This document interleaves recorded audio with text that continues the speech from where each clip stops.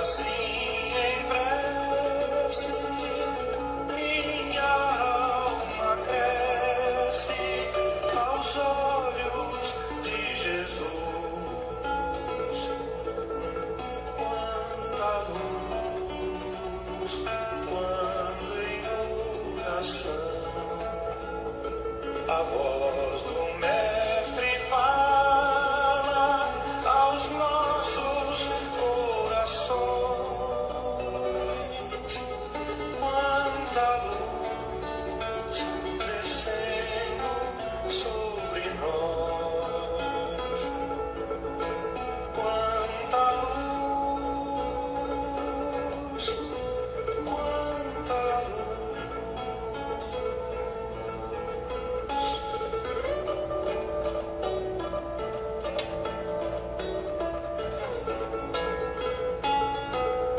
quanta luz neste ambiente descendo sobre nós, vibrando em nossa mente.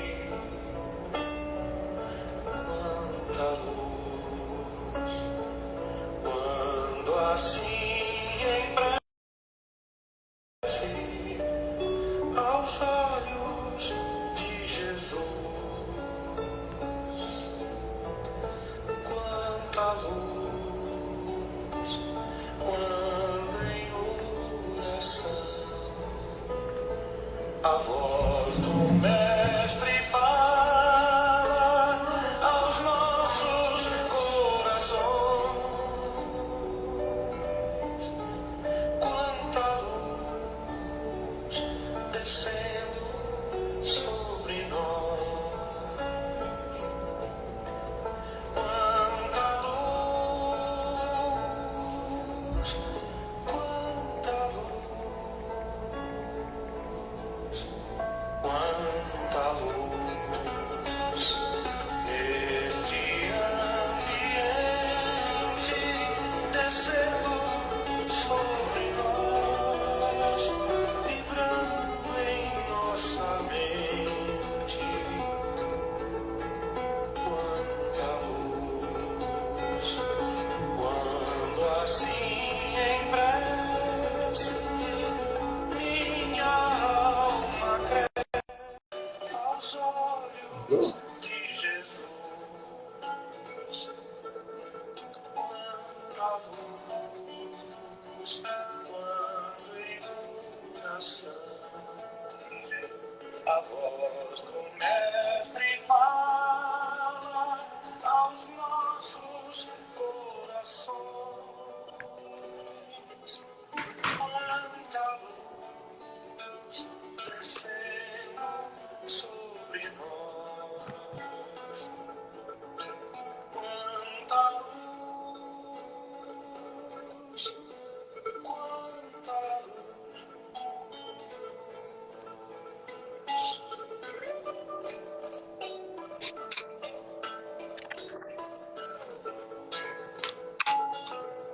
quanta luz neste ambiente descendo sobre nós, vibrando em nossa mente.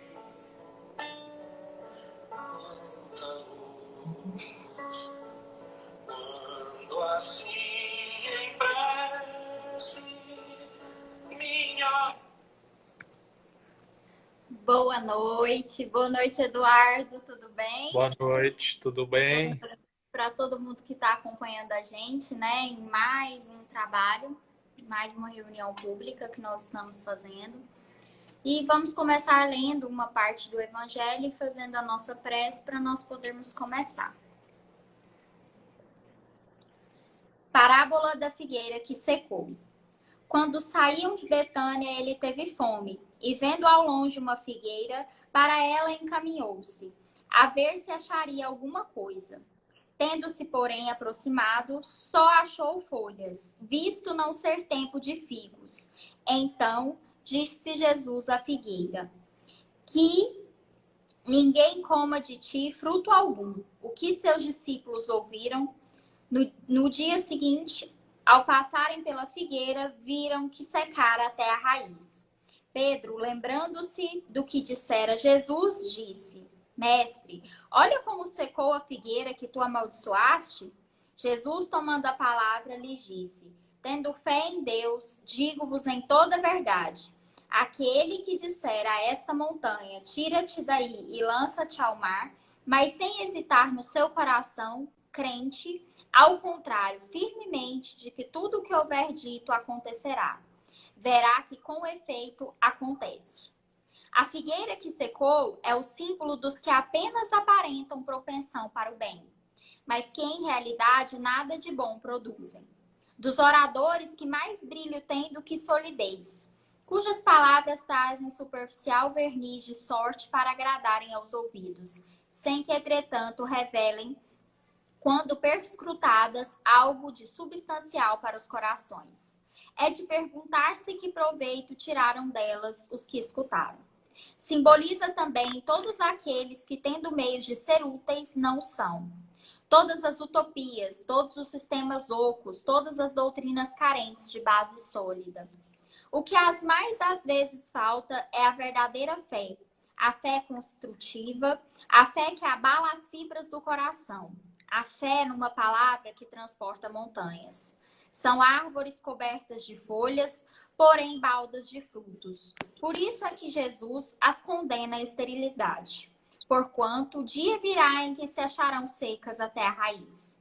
Quer dizer que todos os sistemas, todas as doutrinas que nenhum bem para a humanidade houverem produzido, cairão reduzidas a nada. Que todos os homens deliberadamente inúteis, por não terem posto em ação os recursos que traziam consigo, serão tratados como a figueira que secou.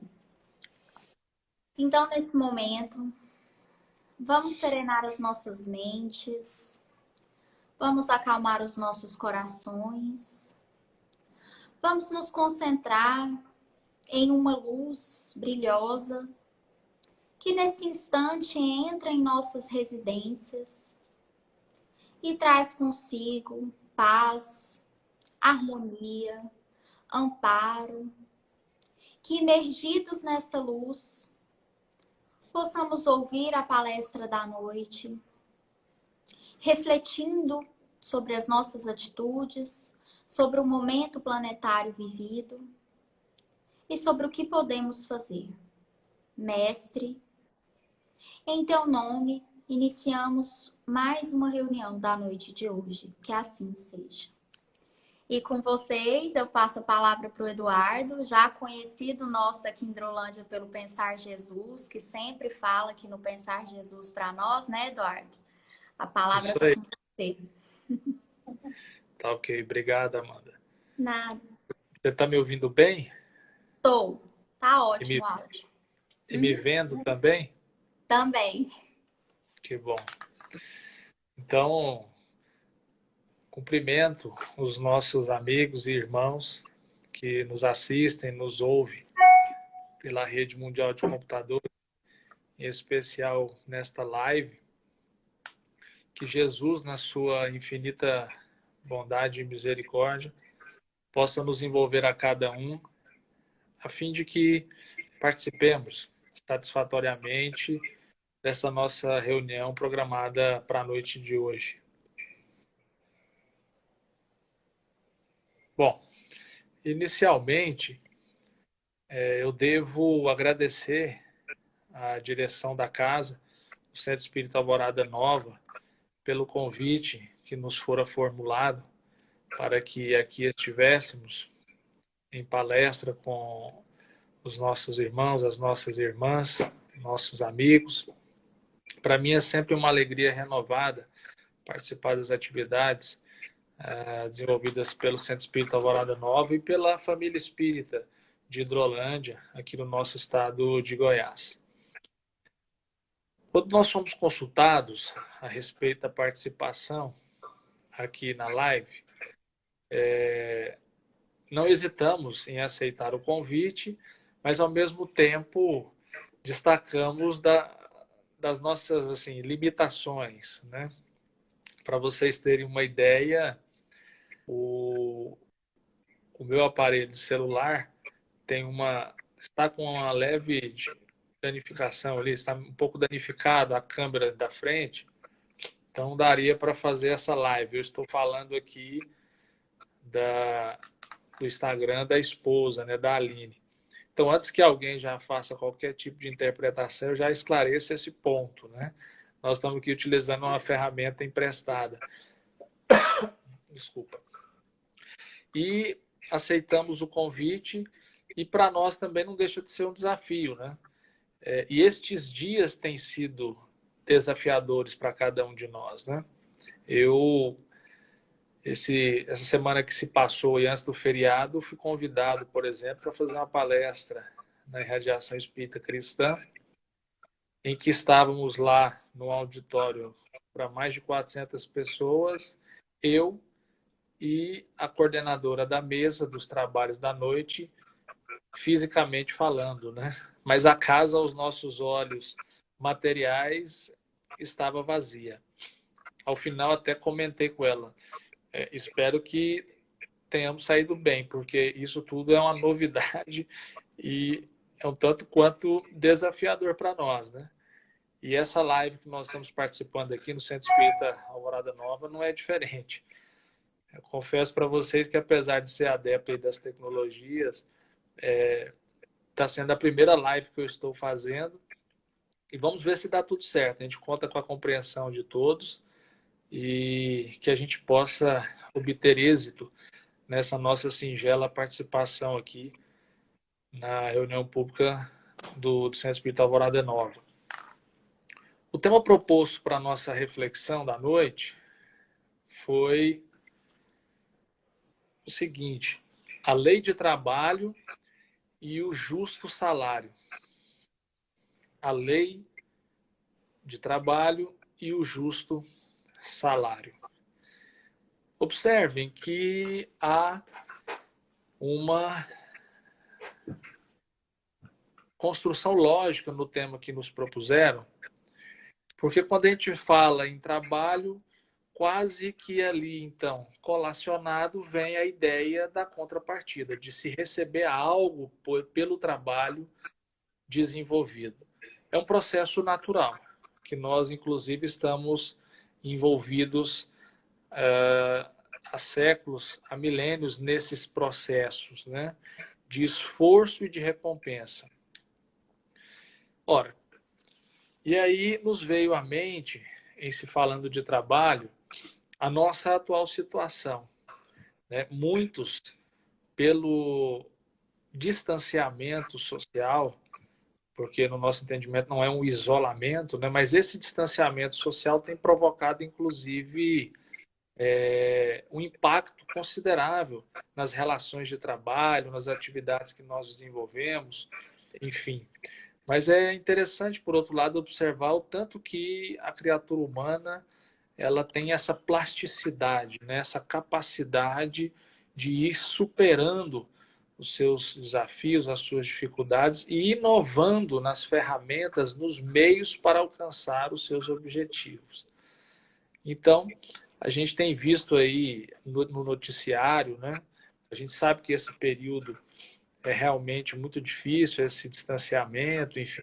A gente quebrar aqueles padrões já construídos pela nossa atual sociedade, mas tínhamos observamos algumas informações bem interessantes, né? O quanto que nós temos sido desafiados nestes momentos, nesses dias. Eu via no noticiário, né? Aqui, por exemplo, coisas novas acontecendo, né? Por exemplo, há 273 anos, salvo engano, mas são mais de 270 anos, que nós temos uma comemoração tradicional aqui na cidade de Goiás, que é uma cidade também centenária, do século XVIII, que é a comemoração do fogaréu. Então, em 273 anos, agora foi a primeira vez que essa atividade, que esse trabalho não foi desenvolvido. naquela cidade, antiga capital do nosso estado de Goiás. Vejam o impacto do que nós estamos vivendo, né? Ouvíamos também, por outro lado, do ponto de vista econômico, a representante da União Europeia dizendo que, do ponto de vista da economia, por certo, demandará aí longos 7 anos para se reconstruir a economia e, obviamente, as relações de trabalho, emprego, renda, né? Não obstante a tudo isso, na questão da produção, né, e do consumo, falando ainda, né, da lei de trabalho, na perspectiva nossa aqui na Terra, para depois ampliarmos para as questões espirituais, mas vejamos, o noticiário também nos informa que os grandes produtores de petróleo no mundo, e observemos, né, o petróleo como sendo essa matéria-prima que praticamente tudo que nós colocamos à mão atualmente e que vem da indústria passa pelo consumo desse petróleo. Alguns chegando a dizer que seria o ouro negro, né, da atual civilização, enfim. E por isso mesmo tem um preço expressivo no mercado, uma valorização. E agora observamos os noticiários dizendo que os grandes produtores estavam vendendo a um preço negativo, ou como que há de se dizer, né? Estão entregando, pagando para as pessoas levarem os barris de petróleo. Olha, como que se pode conceber uma lógica dessa em grande parte do mundo que se estrutura em um sistema capitalista? Ou seja, não se tem aonde estocar e parar a produção para se retomar futuramente, o prejuízo ainda seria maior. Então estão pagando, né, vendendo a um preço negativo, o que por certo não seria uma venda na tradição, mas olha que curioso, né? Desculpa. Então, vejamos que o cenário que nós estamos vivendo nesses últimos meses, ele é realmente inovador. E tem nos trazido realidades, talvez podemos assim afirmar, inconcebíveis até então. Se nós falássemos desses exemplos, e tudo isso é fruto do trabalho nosso, né, da família humana na Terra, se nós falássemos desses poucos exemplos que aqui citamos, talvez nas férias de julho do ano passado, alguém poderia até nos dizer: ah, este perdeu a razão, pode internar, está desequilibrado. E um ser minúsculo e invisível nos proporcionou tudo isso, causou todo esse impacto na nossa sociedade e tem nos colocado, muitas das vezes, genuflexos diante dessa realidade, pensativos e, obviamente, buscando alternativas, né, para que nos mantenhamos de pé diante da impermanência da vida, né? E aí refletimos também que os ditos poderosos do mundo, as grandes potências, né, também não estão imunes ao talante das leis naturais, das leis que emanam do Criador e que, em verdade, se multiplicam e estão presentes entre nós, essas leis, como forma de reger todo o equilíbrio, né, desse universo, inclusive o nosso universo íntimo, e estabelecer parâmetros para o progresso.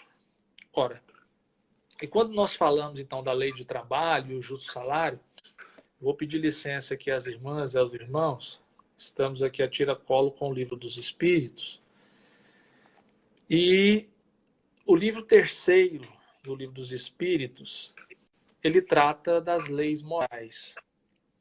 E aqui abrimos um parêntese, até porque nós sabemos que temos esse conhecimento, mas é bom que recordemos, né? O Livro dos Espíritos, como sendo a primeira obra publicada por Allan Kardec, ele é composto de 4 outros livros, né? Ou partes. Inclusive agora, em abril comemorou-se aí aniversário, né, de publicação do nosso Livro dos Espíritos. A primeira parte dele, então, tratando justamente das causas primárias, e essa primeira parte ensejando um estudo mais aprofundado, até porque no Livro dos Espíritos são perguntas e respostas e de cunho filosófico, algumas até mais abstratas, mas são nas outras obras complementares, as obras que compõem a codificação, que nós iremos aprofundar nesses temas. E esse livro primeiro das causas, intitulado Das Causas Primárias, ele precisa ser estudado com a Gênese, ou a Gênese, a tiracolo, porque ali sim se aprofunda nesse estudo das causas primárias, né?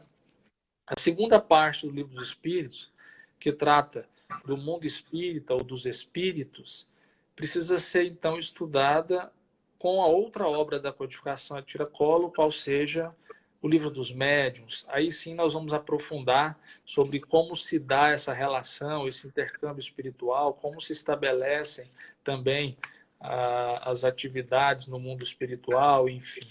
A terceira parte do Livro dos Espíritos, que trata das leis morais, aí precisa ser então estudado com o Evangelho segundo o Espiritismo a tiracolo, porque ali vai se aprofundar então sobre essas leis morais, né, indeléveis, que em especial foram trazidas para nós, para a humanidade, pelo nosso mestre maior, por Jesus Cristo.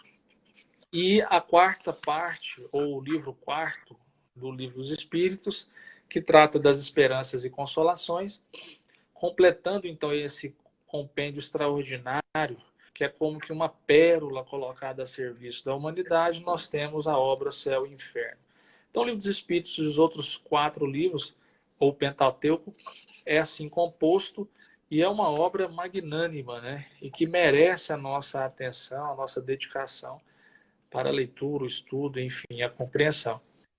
E aí, justamente no capítulo 3º, que trata das leis morais, logo depois, né, e está muito bem estruturado esse capítulo, mas logo depois da lei divina ou natural, que é o primeiro capítulo, inclusive é nesse capítulo que se pergunta, né, qual seria o tipo mais perfeito que Deus tem colocado a serviço da humanidade para servir de guia e modelo, os Espíritos respondem Jesus, a questão 625 neste capítulo. Mas o capítulo 2º trata da lei de adoração. Então vejamos, a lei divina ou natural, a lei de adoração e logo em seguida a lei do trabalho. Então a lei divina ou natural, a lei de adoração e logo em seguida a lei do trabalho.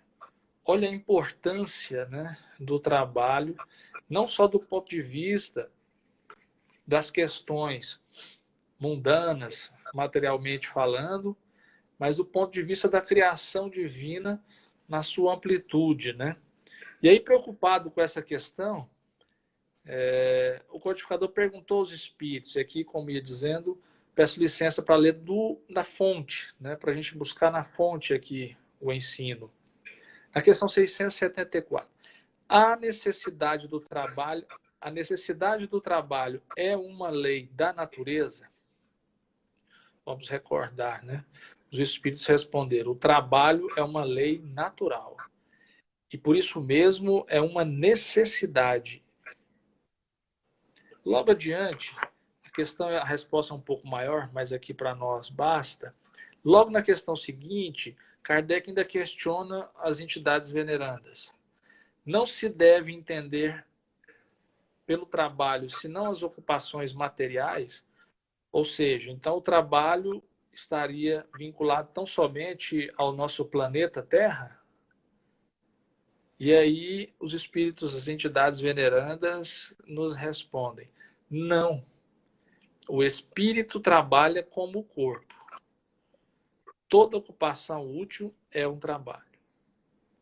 E finalizando as 3 questõezinhas que nós selecionamos aqui, a 678, Kardec questionou: nos mundos mais aperfeiçoados, né, o homem está submetido à mesma necessidade de trabalho? Ou seja, né, nos mundos evoluídos, então, há necessidade de trabalho? E a resposta também é magnânima, né? A natureza do trabalho é relativa à natureza das necessidades. Quanto menos as necessidades são materiais, menos o trabalho é material. Mas não creais com isso que o homem fica inativo ou inútil. A ociosidade seria um suplício em lugar de ser um benefício. Olha que extraordinário, né? Então, os próprios espíritos nos esclarecem que a lei de trabalho, então, é lei natural, transcende a nossa realidade enquanto encarnados no planeta Terra, alcança as asceses espirituais e o ócio é inconcebível na criação divina. Trabalho é lei natural. Ora, e aí para a gente tratar então dessa dimensão mais ampla do trabalho, eu convido as irmãs, os irmãos, para que a gente analise o capítulo 20 do Evangelho segundo o Espiritismo, porque nós entendemos que ali, anotado então pelo evangelista Mateus, na parábola do Senhor da Vinha, né, do trabalhador da vinha, Mateus anotou aquela passagem que Jesus contou a parábola, essa parábola do Senhor da Vinha, e traz essa relação quase que, vamos dizer, singular dessa lei de trabalho e do justo salário, né? Inclusive essa parábola, quando a gente faz a leitura e vai tentar aí se enveredar pelos caminhos da hermenêutica, a interpretação do texto, se a gente for fazer, assim como no Evangelho como um todo, se a gente buscar uma interpretação meramente literal e com os olhos voltados às questões relativas às agitações humanas, a gente pode se perder pelos labirintos aí do pensamento e das ilações. Daí a necessidade de transcender para compreender a mensagem do Mestre. E vejamos então, e aqui pedimos licença mais uma vez, só para a gente buscar na fonte, poderíamos sim contar a parábola sem maiores dificuldades, mas para a gente buscar na fonte aqui qual o sentido maior que a gente pode compreender desta parábola contada por Jesus. Então Mateus anotou o seguinte: o reino dos céus é semelhante a um pai de família que saiu de madrugada a fim de assalariar trabalhadores para a sua vinha. Nós conhecemos a parábola, né? Mas vamos lá. Tendo convencionado com os trabalhadores que pagaria 1 denário a cada um por dia, mandou-os para a sua vinha. Saiu de novo à 3ª hora do dia e, vendo outros que se conservavam na praça sem fazer coisa alguma, disse-lhes: ide também vós outros para a minha vinha, e vos pagarei o que for razoável. Eles foram. Saiu novamente à hora 6ª e à hora 9ª do dia e fez o mesmo. Saindo mais uma vez, à hora 1ª, encontrou ainda outros que estavam desocupados, aos quais disse: por que permaneceis aí o dia inteiro sem trabalhar? Disseram eles, que ninguém nos assalariou. Ele então lhes disse: ide vós também para a minha vinha. Nós temos ainda alguns minutinhos, vai dar para a gente concluir aqui essa reflexão da parábola e o nosso tema. O certo é que ao cair da tarde, né, o dono então da vinha, ele, o senhor da vinha, convocou os trabalhadores, chamou o que cuidava de seus negócios e disse a ele: olha, chama os trabalhadores e paga-lhes, começando pelos últimos e indo até os primeiros. Aproximando-se então, os que só a 1/10 hora haviam chegado, receberam 1 denário cada um. Vindo o seu turno, os que tinham sido encontrados em primeiro lugar, ou seja, aqueles que trabalharam o dia inteiro, julgaram que iriam receber mais, porque se aqueles que receberam, trabalharam só no final da tarde, receberam 1 denário, por certo eles talvez então receberiam mais. Qual não foi a surpresa? Em que também receberam apenas 1 denário. E recebendo, queixaram-se ao pai de família, dizendo: estes últimos trabalharam apenas 1 hora, e lhes dás tanto quanto a nós que suportamos o peso do dia e do calor? Mas respondendo, disse o dono da vinha a um deles: meu amigo, não te causo dano algum. Ou seja, ele diz a ele que o que foi combinado ele estava cumprindo. Ele tinha combinado o pagamento de 1 denário, né? Esse seria o justo salário, então. Acontece que ele ainda insatisfeito, né? O senhor Davi diz: tens mau olho, porque sou bom? Pergunta ele, né? Assim, os últimos serão os primeiros e os primeiros serão os últimos. Porque muitos são os chamados e poucos escolhidos. Mateus está lá no capítulo 20, no versículo de 1 a 16. Essa, então, é a parábola, né, do Senhor da vinha. E ela é muito interessante porque, se nós formos pensar do ponto de vista da lógica que nós estabelecemos no mundo, de fato, aqueles trabalhadores teriam uma certa razão, porque seria justo esse salário de acordo com o trabalho que desenvolveram aqueles que ali trabalharam? E aí, então, nós precisamos ampliar os nossos horizontes para compreendermos, né, a mensagem, a parábola de Jesus. E é interessante dizer também que no Evangelho segundo o Espiritismo, dos 28 capítulos, ou 27, sendo o último a coletânea de preces, Kardec estabeleceu aquela metodologia de pensar lá nos evangelhos uma passagem, ele tece um comentário e depois abre a palavra dos Espíritos ao que ele denomina na obra Instruções dos Espíritos. E, salvo engano, este capítulo 20 é o único que Kardec não comenta. Ele pinça a passagem do Evangelho e já abre para os Espíritos. Instruções dos Espíritos. E é muito curioso, já meditamos sobre isso, né? E nos parece que o codificador, se incluindo como também um trabalhador dessa última hora, ele declinou a oportunidade de comentar e já abriu a palavra para as entidades venerandas. Porque talvez seria difícil falar de si mesmo, né? Fazer um comentário nestes termos. Mas o certo é que os espíritos aqui comentam, né, revelando para nós que os primeiros poderiam ser comparados poderiam ser comparados com os profetas, Moisés e os iniciadores, né? E eles vêm dizendo aqui, e esse comentário de Henry, ele diz: os primeiros como sendo os profetas, depois vieram os apóstolos, os mártires, os pais da igreja, os sábios, enfim, os filósofos, e por derradeiro ele diz: chega a hora dos espíritas, né? De darem também o seu contributo, a sua colaboração na vinha. Agora, é óbvio, né, que a compreensão do que Jesus quis nos dizer aqui precisa transcender as relações meramente mundanas. O que buscava o mestre com esta parábola?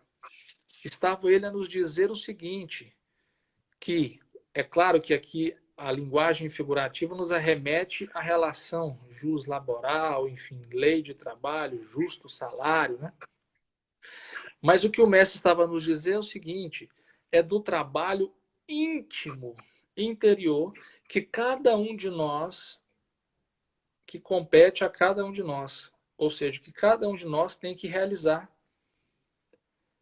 E esse trabalho de aperfeiçoamento moral, e daí a lei de trabalho está no capítulo 3º, ou na parte 3ª do Livro dos Espíritos, que trata das leis morais, o trabalho de transformação interior, ele precisa ter este viés de transcendência. Por quê? A lógica aqui nos arremete realmente a uma possível, uma hipotética injustiça com os trabalhadores. Mas não há a injustiça. O salário aqui é justo. Por quê? Porque todo aquele que se dedica ao aperfeiçoamento moral, ao seu progresso espiritual, independente do momento que ele começou o trabalho, pode ter sido há milênios atrás, há séculos atrás, ou nessa existência, o salário que lhe será destinado é o mesmo, ou seja, luz espiritual. Então não há injustiça na parábola do Senhor da Vinha. Pelo contrário, Jesus nos demonstra que, sim, ainda que sejamos os da última hora, ainda há tempo dessa realização de ascese espiritual, de autoiluminação, e o salário será de fato igual para todos os filhos do Criador, ou seja, haveremos de auferir luz espiritual. Olha que extraordinário, né, a lição do mestre. E nós ficamos a pensar, né, caminhando aqui para o nosso encerramento, né, Amanda? É. Ou nós vamos até 00:30 hoje? Uai. Podemos ir. Aí eu te coloco na situação difícil, né? Nem É, a uai. intenção nossa, viu? Mas encaminhando aqui para o nosso encerramento, nessas reflexões, né, da lei do trabalho, do justo salário, nós poderíamos traduzir este capítulo intitulado Os Trabalhadores da Última Hora, não querendo fazer terrorismo, mas trazendo consciência, poderíamos traduzir como sendo os trabalhadores da última chance, né? Dizia-se na época de Kardec que os tempos eram chegados, né? E podemos talvez afirmar que os tempos são agora. O tempo é agora, melhor dizendo, né? Os tempos chegaram, né? E compete a cada um de nós. O que nós estamos vivendo na atualidade balançou o edifício, né, político, social do nosso planeta, né? Um ser minúsculo e invisível, olha o que nos causou, né? Enquanto sociedade. Isso vem nos advertir de que, apesar de todos os progressos materialmente falando, nós ainda espiritual, no contexto espiritual, precisamos buscar muita ainda musculatura, né, para sustentar aí as nossas existências diante de tudo que nos chega. E eu queria concluir, Amanda, só fazendo uma reflexão, porque a ciência tem nos revelado, né, que a existência ou a vida, obviamente que para nós ela não se encerra no túmulo, né?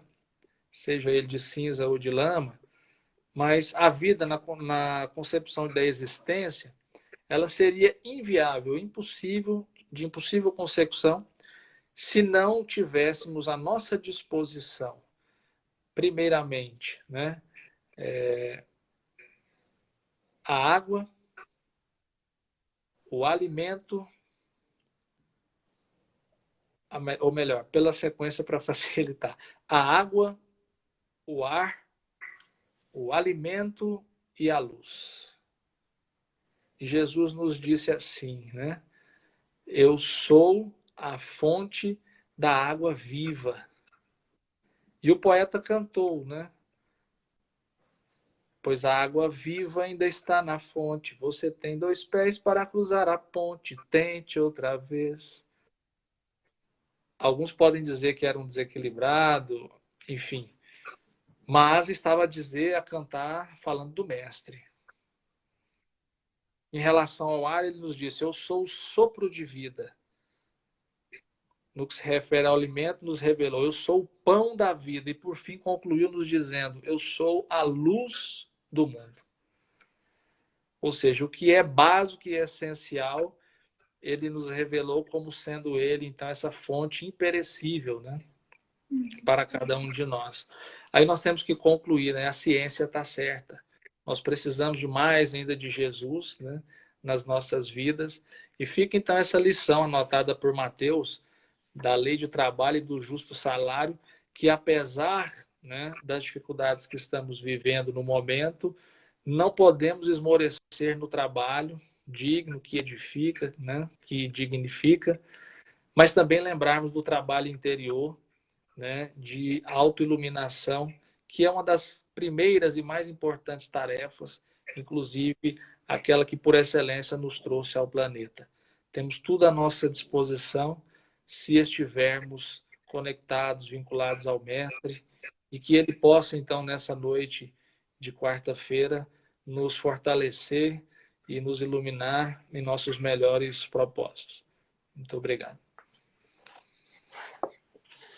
Palavras muito, muito, muito boas. Acho que nos faz repensar, né, na nossa caminhada, no nosso trabalho, tanto íntimo quanto no nosso trabalho material. E nos faz refletir neste momento, como você falou, né, qual está sendo o nosso trabalho, que há muito, a Sônia também trouxe isso para a gente. Como que nós estamos desenvolvendo o nosso trabalho da última hora, né? Então, com esse pensamento agora, vamos serenar a nossa mente e agradecer. Agradecer a proteção de Sheila, nossa patrona espiritual. Agradecer a espiritualidade amiga. Pedir que neste instante todos os nossos irmãos possam receber o amparo espiritual de que tanto precisam. Possam receber a fluidificação das águas com os imunizadores necessários para cada um que fizer uso. Que neste instante, Senhor, possamos imaginar uma luz branquinha, tomando conta de nosso lar, tomando conta de nosso bairro, tomando conta do Brasil, tomando conta do mundo, do nosso planeta. Que com essas palavras possamos refletir verdadeiramente em nossas missões na Terra. Que possamos serenar os nossos corações e entender a importância de estarmos reencarnados neste momento de regeneração do planeta. Entendermos que estamos na última hora para o trabalho que viemos realizar, tanto o íntimo quanto o material. E neste instante, agradecidos pela oportunidade de levar acalento a todos aqueles que necessitam, agradecido pela oportunidade, pelo amparo digital que nos foi dado. Pedimos, Senhor, que ilumine a cada um de nós, nos amparando e nos protegendo. Que assim seja. Assim seja. Muito obrigada, Eduardo. Obrigada de Não coração sei se era por ter isso. aproveitado a gente. Eu que agradeço a oportunidade e estou sempre às ordens. Muito obrigada. E destacando, né, convidando a todos os nossos amigos que nos acompanham, que na sexta-feira, às 7h20, nós estaremos aqui também com nova palestra. Estamos todas as quartas e às sextas. Convidamos novamente os nossos palestrantes que estão aí nos acompanhando, né, que quiserem realizar palestra para nós, para nos procurarmos, tá bom? E que o Mestre Jesus nos ampare, nos guie e nos proteja, hoje e sempre. Muito obrigada. Boa noite a todos. Boa noite. Um abraço. Até mais. Tchau, tchau.